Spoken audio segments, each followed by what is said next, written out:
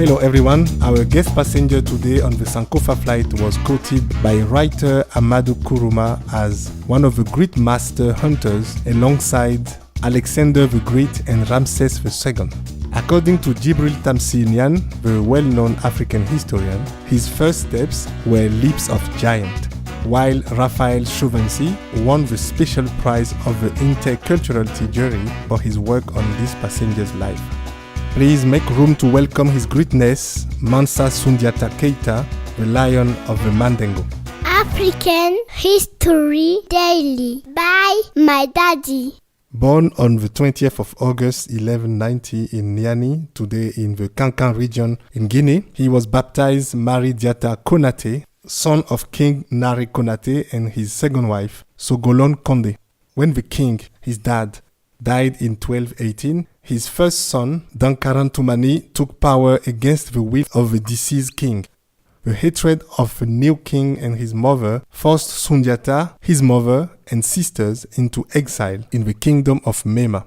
In search of expansion, the king Soumaoro Kante, king of the neighboring Soso Empire, attacks the kingdom of Manding, whose king, fearing for his life, ends up fleeing away, leaving the kingdom to the attackers who killed 11 of Soundiata's brothers.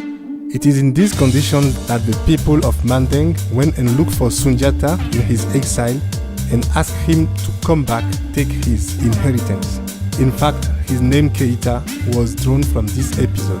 Keita is a distortion of Kienta that literally means take your inheritance. Taking advantage one day of a Mandingo revolt against the ruler of Soso, Soundiata gathered the forces of various small kingdoms fighting against Soso and managed to defeat the army of Soumaoro Kante in 1235 during the famous Battle of Kirina. Now the king, Soundiata brings together all the small kingdoms to constitute the Empire of Mali. He is proclaimed Mansa, King of the Kings. He established his capital at Niani, his hometown. Around 1240, as a good geopolitical strategist, Soundiata seized Kumbisale, capital of Ghana, and sent his lieutenant to conquer the city of Bambuk. He then takes the title of emperor. He sets up a modern political and administrative organization, installing leaders of his armies as provincial governors. Economically, he developed trades, mining gold, copper, and rock salt, and introduces new crops like cotton. In short, he ensured for a century and a half the prosperity and supremacy of his immense empire. Soundiata Keita died in 1255, leaving an empire stretching from the Atlantic to the middle Niger and from the forest to the desert.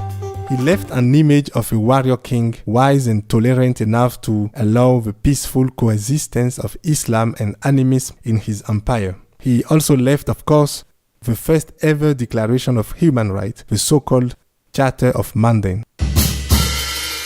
My African cliché of the day is a word, the word controversy, a word that comes too often, in my view, when it comes to African history, on the pretext that African history was transmitted by oral tradition. This word often disqualifies whole section of the history of a continent. Controversy, you said. Okay, listen. When Francisco Pizarro in 1532 killed Atahualpa, the 13th and last Inca emperor, to seize the gold on behalf of Spain, he is said to have needed exactly 118 men and 37 horses. Not 200 men, not 38 horses, not 39 horses. Exactly 180 men and 37 horses. Another example, stories about the life of Attila, leader of the famous Huns army, nicknamed the Scourge of God. He was reported to have died in the year 453 of a bleeding nose during his wedding night.